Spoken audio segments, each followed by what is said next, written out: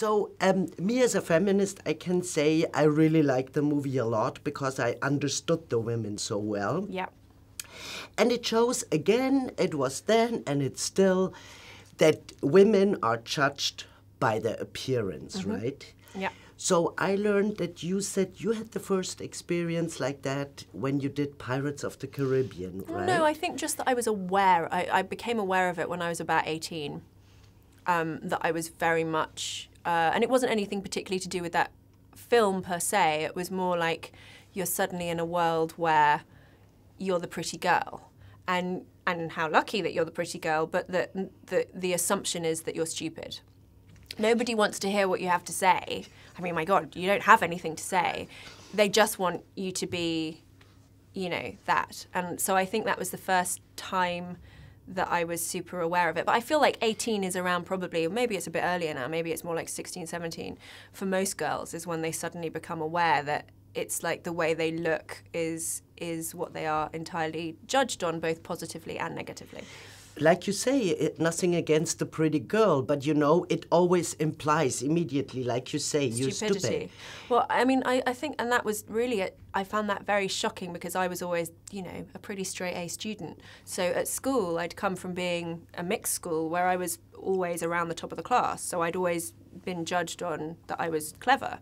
And then you come into the world and you're suddenly judged purely that actually you're not clever, you're stupid, you're just this. And I don't feel like that's an assumption that's ever made about 18-year-old boys.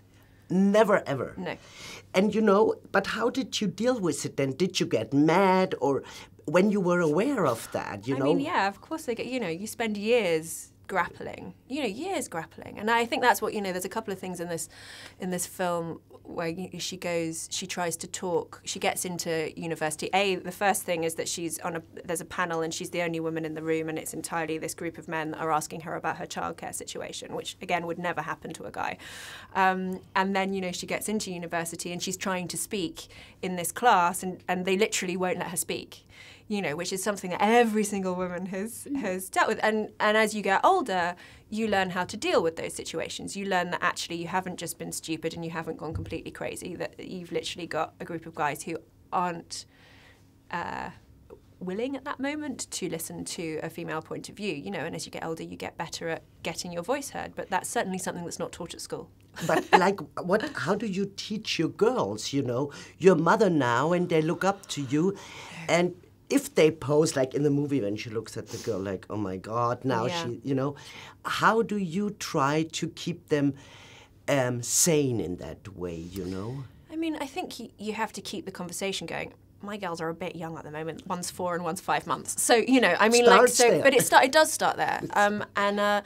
You know, it's giving them a sense of worth and a sense of the rights that they have over their own body, you know. So it's saying, you don't have to give up that toy to him just because he pushed you over, that you stand your ground, you know, and you don't always have to be nice if somebody is being horrible to you. Hopefully you're not resorting to violence, but you are absolutely allowed to tell somebody that they are not allowed to touch your body, and if they persist, you are allowed to push them off. You know, I think a lot of what I'm trying to do with her is to give her a sense of her physical rights. And then, of course, being, you know, intelligent.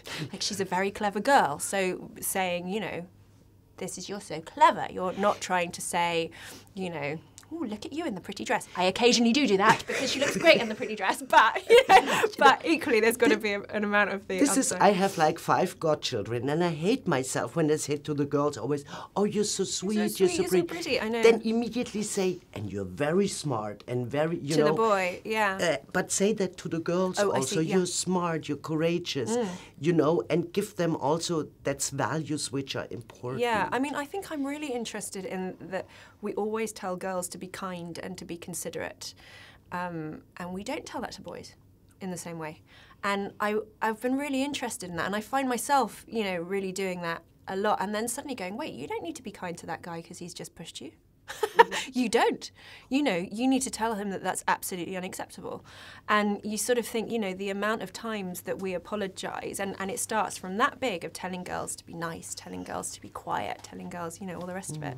You know, you are allowed to roar if somebody touches you in a way that you don't like. Absolutely. It's my big thing at the moment. Fight back. Exactly. May I ask you, because last time you told me in the interview you went to therapy. Was that in that time when you you had that struggle? Well, it was a bit later, but I think a lot of all of that period I was working out in therapy, and a lot of that kind of, and I think that's where a lot of women end up in trying to deal, and they should, in trying to deal with the crazy world we live in, and the double standards that are sort of both unspoken and yet totally rigid.